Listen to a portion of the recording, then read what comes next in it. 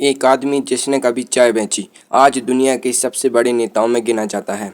एक आदमी जो खुद बीजेपी का प्रेसिडेंट रहा, उसी की पार्टी ने उसे कैबिनेट में जगह देने से मना कर दिया। एक नेता जो इतना ताकतवर है कि लोग उसे असली प्रधानमंत्री बुलाते हैं। आज हम बात करने वाले हैं बीजेपी के उन 10 नेताओं की, जिनके हाथों में आज हिंदुस्तान की असली ताकत है। तो चलिए शुरू करते हैं नंबर 10 से, और जैसे जैसे हम आगे बढ़ेंगे नाम और भी बड़े होते जाएंगे। नंबर 10 पर हैं शिवराज सिंह चौहान। मध्य प्रदेश में एक किसान परिवार में जन्मे शिवराज सिंह चौहान ने अपनी पूरी जिंदगी राजनीति को दी। मध्य प्रदेश के मुख्यमंत्री के रूप में वो लगातार 4 बार जीते, करीब 18 साल तक शासन किया। लोग उन्हें प्यार से मामा बुलाते हैं। लेकिन 2023 में जब एमपी में बीजेपी जीती तो शिवराज को सीएम की कुर्सी नहीं मिली। सोचिए, 18 साल राज करने वाले नेता को अपनी ही पार्टी ने साइड कर दिया। यह उनके जीवन का सबसे बड़ा धक्का था। लेकिन शिवराज टूटे नहीं। आज वो केंद्र में कृषि मंत्री हैं और देश के करोड़ों किसानों की आवाज़ बने हुए हैं। शिवराज ने अपने सीएम कार्यकाल में लाडली लक्ष्मी योजना शुरू की, जिसने देश भर में बेटियों के लिए एक नई सोच पैदा की, और बाद में कई राज्यों ने इसी योजना की नकल की। नंबर 9 पर हैं जेपी नड्डा। वर्तमान पद केंद्रीय स्वास्थ्य मंत्री। जगत प्रकाश नड्डा एक ऐसा नाम जो ज़्यादा चमकता नहीं, लेकिन बीजेपी की पूरी ताकत इन्हीं के हाथों से गुजरती रही है। 2019 से 2024 तक वो बीजेपी के नेशनल प्रेसिडेंट रहे, यानी पार्टी का सबसे बड़ा चेहरा। उनके कार्यकाल में बीजेपी ने एक के बाद एक राज्य जीते। हिमाचल और बंगाल में हार मिली, लेकिन बाकी जगह बीजेपी का झंडा बुलंद रहा। नड्डा को बीजेपी का संगठन का मशीन कहा जाता है। उन्होंने 2 करोड़ से ज़्यादा नए बीजेपी सदस्य जोड़े, जिससे बीजेपी दुनिया की सबसे बड़ी पॉलिटिकल पार्टी बन गई है। नंबर 8 नितिन गडकरी। वर्तमान पद केंद्रीय सड़क परिवहन और राजमार्ग मंत्री। अगर कोई एक नाम है जो सच में काम करने वाले नेता की पहचान बन गया है, तो वो हैं नितिन गडकरी।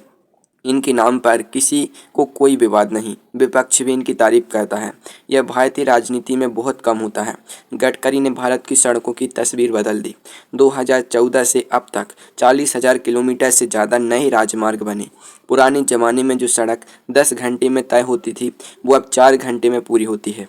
गडकरी कई बार मोदी सरकार की नीतियों से खुलकर असहमति जता चुके हैं, और अब तक कुछ नहीं हुआ। ऐसा साहस बीजेपी में बहुत कम लोगों में है। नंबर 7 पर हैं एस जयशंकर। वर्तमान में यह केंद्रीय विदेश मंत्री हैं।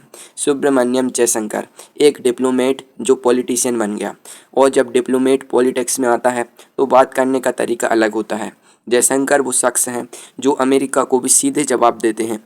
रसिया से तेल खरीदना हो, चाइना से बॉर्डर पर बात करनी हो, या पाकिस्तान को दुनिया के सामने बेनकाब करना हो, जयशंकर बिना डरे बोलते हैं। 2025 में इंडिया पाकिस्तान तनाव के दौरान जब पूरी दुनिया की नज़रें टिकी थीं, जयशंकर ने डिप्लोमेटिक मोर्चे पर भारत की बेहद मजबूत छवि बनाई। जयशंकर आईएफएस ऑफिसर थे, यानी वो पहले सरकारी अफसर थे, नेता नहीं। मोदी ने उन्हें सीधे कैबिनेट में उठाकर बैठाया। आज वो दुनिया के सबसे तेज तर्रार विदेश मंत्रियों में गिने जाते हैं। नंबर 6 पर हैं हमारी वर्तमान केंद्रीय वित्त मंत्री निर्मला सीतारमण जी। भारत की पहली पूर्णकालिक महिला वित्त मंत्री निर्मला सीतारमण एक ऐसा पद जो हमेशा पुरुषों के हाथ में रहा। देश का बजट हो, टैक्स की नीतियाँ हों, या भारत की जीडीपी को बढ़ाने की जिम्मेदारी, सब कुछ इन्हीं के कंधों पर है, और ये जिम्मेदारी उन्होंने बखूबी निभाई। निर्मला सीतारमण डिफेंस मिनिस्टर भी रह चुकी हैं, यानी एक ही शख्स ने देश का बजट भी संभाला और देश की सुरक्षा भी। इतिहास में ऐसा बहुत कम हुआ है। नंबर 5 पर हैं वर्तमान के केंद्रीय रक्षा मंत्री राजनाथ सिंह। राजनाथ सिंह बीजेपी के सबसे वरिष्ठ नेताओं में से एक। जब मोदी पहली बार पीएम बने थे, तब राजनाथ होम मिनिस्टर थे। दूसरी और तीसरी बार भी कैबिनेट में अहम जगह मिली। वो एक ऐसे नेता हैं जो कभी विवादों में नहीं रहे। शांत स्वभाव, गंभीर बात, यही उनकी पहचान है।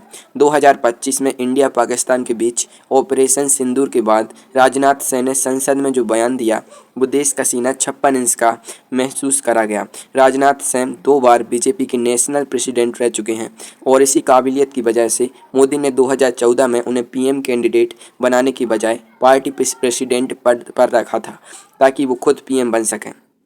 नंबर 4 पर हैं योगी आदित्यनाथ। वर्तमान में उत्तर प्रदेश के मुख्यमंत्री। उत्तर प्रदेश 25 करोड़ की आबादी वाला राज्य, यह अकेला राज्य कई देशों से बड़ा है, और इस राज्य की कमान है योगी आदित्यनाथ के हाथ में। गेरुआ वस्त्र वस्त्र, माथे पर तिलक और बात करने का एकदम सीधा अंदाज।